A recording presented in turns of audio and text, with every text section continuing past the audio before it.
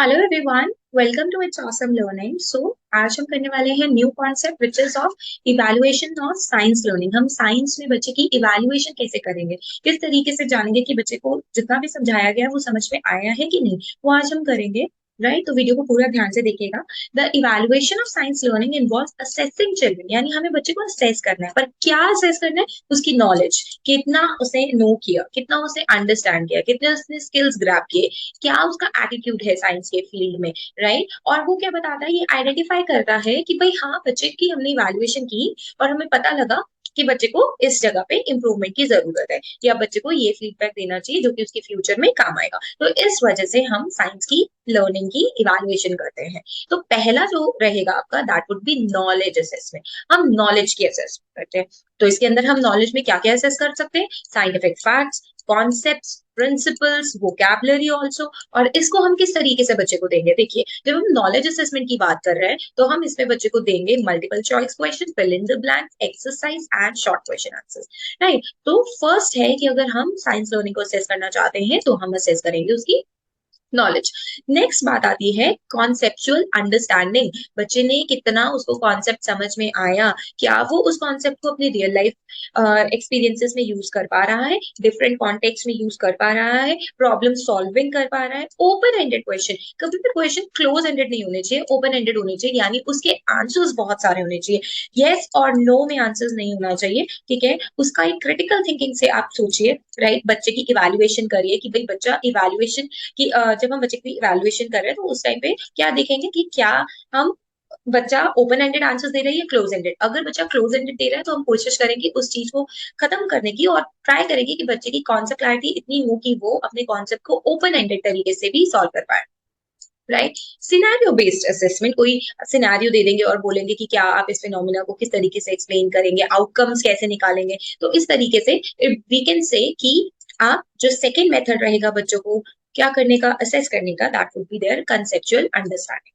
ठीक है जी। नेक्स्ट है आपका प्रैक्टिकल स्किल्स असेसमेंट। आप सबको पता है कि हम 8 9 10 में या 9 10 में 11 12 में प्रैक्टिकल्स लेते हैं बच्चों के। राइट, बोर्ड्स में क्यों लेते हैं? ताकि बच्चे की प्रैक्टिकल स्किल्स की हमें क्या मिल सके, नॉलेज मिल सके, कि बच्चे को हम इवेल्युएट कर सके कि हाँ, बच्चे ने वो एक्सपेरिमेंट सुना था, देखा भी था, करा भी था, बट क्या वो अपने आप से कर पा रहा है, क्या वो सारे साइंटिफिक इंस्ट्रूमेंट्स को अच्छे से यूज कर रहा है, कलेक्ट उसने किया, उसने डाटा को अच्छे से यूज किया। फिजिक्स में हम रीडिंग्स निकालते हैं। राइट, तो हम किस तरीके से करेंगे इसको? लेबोरेटरी रिपोर्ट्स तैयार कर सकते हैं, प्रैक्टिकल एग्जाम्स ले सकते हैं, परफॉर्मेंस बेस्ड असेसमेंट ले सकते हैं। तो ये सारे जो मेथड है ये साइंस की लर्निंग को इवेल्युएट करने के लिए यूज किए जाते हैं।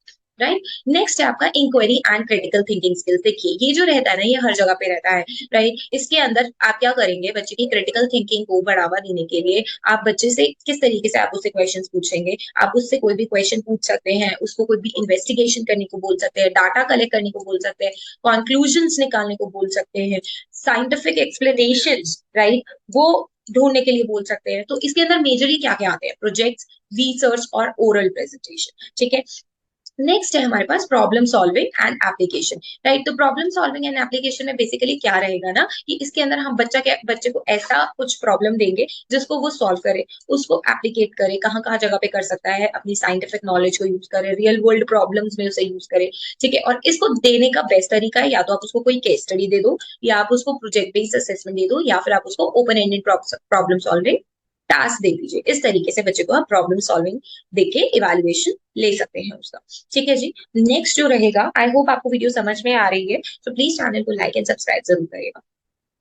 Scientific communication, what is this scientific communication? Basically इसमें क्या होता है ना, हम बच्चे को असेस करते हैं on the basis of how he communicates scientific idea. किस तरीके से, कितने अच्छे से बच्चा उस आइडियाज को कम्युनिकेट कर पा रहा है। कि मान लीजिए प्रॉब्लम दी और उस बच्चे ने इतने अच्छे से आपको एक्सप्लेनेशन दी, उसके ऊपर रिसर्च की और फाइंडिंग्स की, और इसको हम दे सकते हैं किसी की रिपोर्ट बनाने के लिए, प्रेजेंटेशन बनाने के लिए, पोस्टर सेशंस के लिए। राइट, आपने एक पोस्टर ही दे दिया, like let's say save water करके। राइट, सेव वाटर करके आपने एक पोस्टर दे दिया उनको, तो अब सेव वाटर पे उन्होंने इस तरीके से उसको एक्सप्लेन किया कि जिससे आप ये कहेंगे कि बच्चे को हर कॉन्सेप्ट उस पोस्टर में दिखाई दे रहा है। तो इस तरीके से हम इवेल्युएट भी कर सकते हैं। राइट, नेक्स्ट है कोलैबोरेशन एंड टीम वर्क। कई बार हमें इवेल्युएशन करना है तो हम टीम्स बना देते हैं। ठीक है, कभी भी टीम्स इस बेसिस पे नहीं बनाते कि इंटेलिजेंट एंड एवरेज और those who need really improvement, ऐसे नहीं बनाएंगे। मींस इन्वॉल्व करेंगे सबको, और ऐसा ग्रुप होना चाहिए जिसमें सबके सब बच्चे इक्वल तरीके से बांटे गए हो, गिफ्टेड चिल्ड्रन, ठीक है, और उसके बाद जो एवरेज चिल्ड्रन होंगे जिनको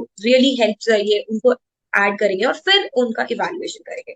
तो इस मेथड के अंदर हम ग्रुप्स बनाते हैं, रिस्पॉन्सिबिलिटीज शेयर करते हैं, ठीक है, और इन प्रोजेक्ट्स में सब मिलके कोलैबोरेटिव तरीके से काम करते हैं, जिसमें पीयर इवैल्यूएशन, पूरे के पूरे ग्रुप का इवैल्यूएशन किया जाएगा। ग्रुप प्रोजेक्ट्स होंगे, सेल्फ रिफ्लेक्शन भी होगी, हर बच्चे की एक खुद की सेल्फ रिफ्लेक्शन की, उसने कितना काम किया, कितना उसके अंदर उसने उस प्रोजेक्ट को दिया। तो everything involve in this collaboration and team work evaluation, जिसके अंदर टीचर कोलैबोरेशन वे में भी क्या कर सकती है, इवैल्यूएट कर सकती है बच्चे को।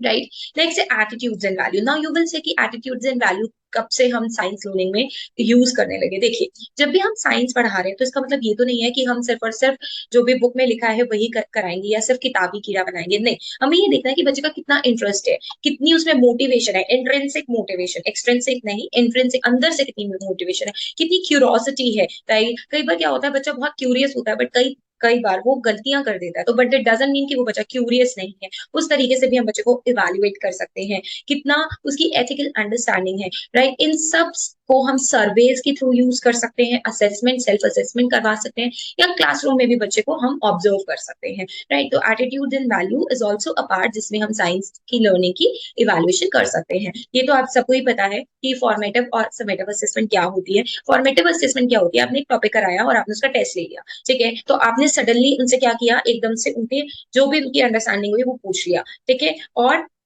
ये पूरे साल ही होती रहती है, through out the learning process होती रहेगी, और आप बच्चे को फीडबैक देते रहेंगे, और जो जो बच्चों की गलतियां होंगी उस पर क्या करेंगे, काम करेंगे, और बच्चे को रेमीडियल क्लासेस भी देंगे, ठीक है, डायग्नोस करेंगे बच्चे की कमियां, और फाइनली आपको रिजल्ट्स मिल जाएंगे। समेटिव में क्या होता है ना, ये सबसे एंड में होगी, आपको कोई प्रैक्टिकल देना है, जैसे बोर्ड्स के प्रैक्टिकल्स एंड में होते हैं, और पूरे साल जब वो कर रहे हैं प्रैक्टिकल, उनमें कुछ गलतियां दिख रही है, वो फॉर्मेटिव असेसमेंट्स में आ गई, ठीक है, और वो ओवरऑल अचीवमेंट। एक बात ध्यान रखिएगा, समेटिव में कोई भी हम चेंज नहीं कर सकते, मतलब इंप्रूवमेंट नहीं कर सकते। राइट, तो अगर हम बढ़िया पूछे तो फॉर्मेटिव, या आपको पता ही होगा कि जो बढ़िया होगी वो फॉर्मेटिव होगी, क्योंकि हम बच्चे में इंप्रूवमेंट ला सकते हैं, और हम दोनों असेसमेंट का कॉम्बिनेशन भी ले सकते हैं, और जो कि हमें करना चाहिए, ठीक है, पूरे साल जो हम कर रहे हैं वो हो गया फॉर्मेटिव, और जो एंड में फाइनली जो हम करवाएंगे दैट इज समेटिव। राइट, उससे सिर्फ हम बच्चे को स्कोर या रैंक सिर्फ यही कर सकते हैं, बाकी हम उसके अंदर इंप्रूवमेंट नहीं ला सकते। सो आई होप आपको समझ में आए होंगे ये बहुत सारे मेथड जिससे हम इवैल्यूएशन कर सकते हैं बच्चे की। सो इसी तरीके से ऑनलाइन प्रिपरेशन करने के लिए आप मेल कर सकते हैं, नोट्स के लिए मेल कर सकते हैं on the given ID learnerdipali13@gmail.com. Right, so I hope you like the video. Please do like it, subscribe it. Thank you so much for watching.